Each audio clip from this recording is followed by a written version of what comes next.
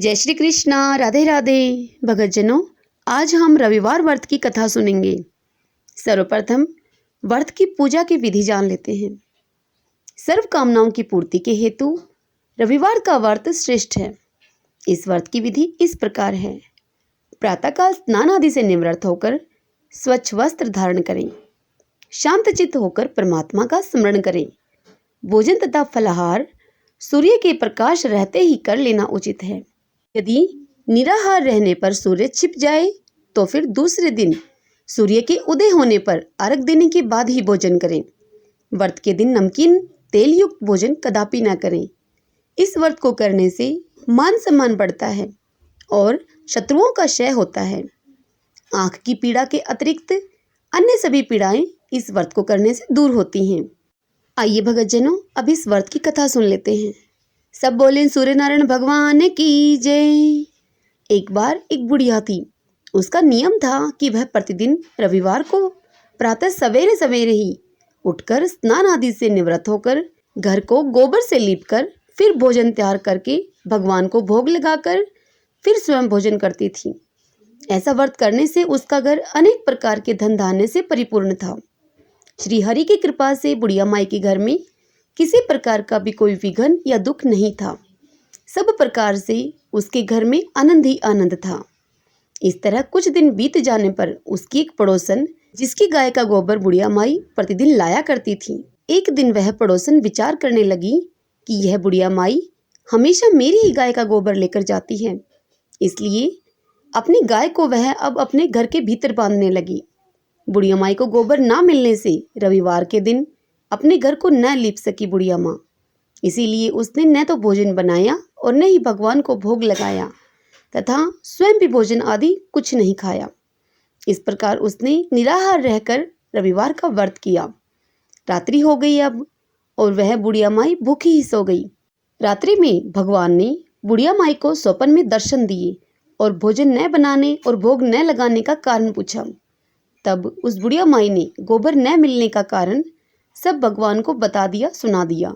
तब भगवान ने कहा कि माता, हम तुमको एक ऐसी गाय देते हैं जिससे सभी इच्छाएं तुम्हारी पूर्ण होंगी, क्योंकि तुम हमेशा ही रविवार को गाय के गोबर से घर को लीपकर भोजन आदि बनाकर मेरा भोग लगाकर फिर स्वयं भोजन करती हो।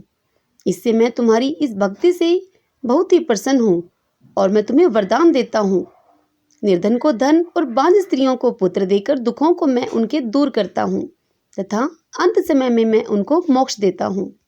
स्वप्न में ऐसा वरदान देकर भगवान तो अंतर्ध्यान हो गए और बुढ़िया माई की आंख जब खुली तो वह देखती ही रह गई कि घर के आंगन में एक अति ही सुंदर गाय और बछड़ा बंधे हुए हैं। वह गाय और बछड़े को देखकर अति ही हर्षित हुई और उसको घर के बाहर बांध दिया और वहीं खाने का चारा भी वहां गाय के लिए डाल दिया। जब उसकी पड़ोसन ने बुढ़िया माई के घर के बाहर एक अति ही सुंदर गाय और बछड़े को बंधे हुए देखा तो वह पड़ोसन ईर्ष्या भाव से जल उठी और उसने देखा कि गाय ने अब सोने का गोबर भी किया है। वह उस सोने के गोबर को अपने घर ले गई और अपनी गाय का गोबर उस सोने के गोबर के स्थान पर रख कर चली गई। वह पड़ोसन नित्य प्रतिदिन ऐसा ही करती रही और सीधी सादी बुढ़िया माई को इसकी खबर तक भी नहीं होने दी कि बुढ़िया माई की गाय सोने का गोबर देती है। तब भगवान ने सोचा कि चालाक पड़ोसन के इस कर्म से बुढ़िया माई ठगी जा रही है, तो ईश्वर ने संध्या के समय अपनी माया से बहुत जोर की आंधी चला दी। बुढ़िया माई ने आंधी के डर से अपनी गाय को घर के भीतर बांध लिया। प्रातःकाल जब बुढ़िया माई उठी तब बुढ़िया माई ने देखा कि उसकी गाय ने सोने का गोबर दिया है। यह देखकर उस बुढ़िया माई के आश्चर्य की सीमा न रही और अब वह प्रतिदिन उस गऊ को घर के भीतर ही बांध कर रखने लगी। उधर पड़ोसन ने देखा कि बुढ़िया माई अब गऊ को घर के भीतर ही बांध कर रखने लगी है और उस पड़ोसन का सोने का गोबर उठाने का जो दाव है वह नहीं चल पा रहा था।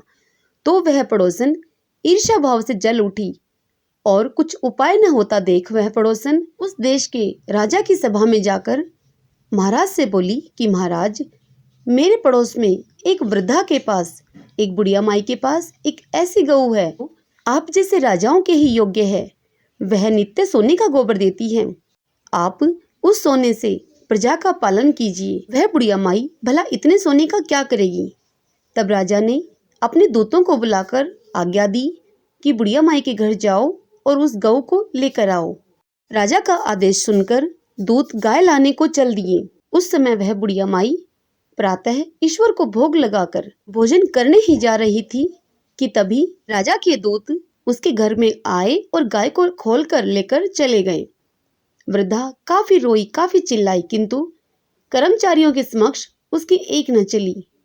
किसी ने भी कर्मचारियों को नहीं रोका। उस दिन वह बुढ़िया माई गौ के वियोग में भोजन न खा सकी और रात भर वह रो रो कर भगवान से गौ को पुनः पाने के लिए प्रार्थना करती रही। उधर राजा गौ को देखकर बड़ा ही प्रसन्न हुआ, लेकिन जैसे ही सुबह हुई वह उठा, उसने सारा महल गोबर से भरा हुआ देखा। राजा यह देखकर घबरा गया। भगवान ने रात्रि में राजा को स्वप्न में कहा कि हे राजा, गाय को वृद्धा को लौटाने में ही तेरा भला है। उसके रविवार के व्रत करने से प्रसन्न होकर मैंने उसको वह गाय वरदान के रूप में दी थी।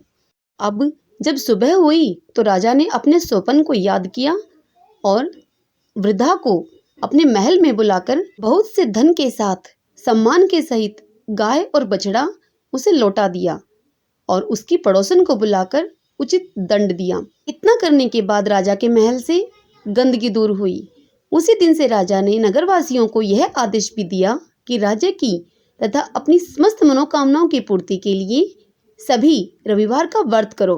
अब राजा के आदेश के अनुसार नगर के सभी लोग रविवार का व्रत करने लगे और सुखी जीवन व्यतीत करने लगे। कोई भी बीमारी तथा प्रकृति का प्रकोप उस नगर पर नहीं होता था। उस नगर की समस्त प्रजा अब सुख से रहने लगी। सब बोले सूर्य नारायण भगवान की जय। भक्तजनों, यदि आपको रविवार की यह व्रत कथा मेरे द्वारा सुनना पसंद आया हो तो इस वीडियो को लाइक करें और हो सके तो खूब शेयर करें, पुण्य कमाएं। जय श्री कृष्णा, राधे राधे।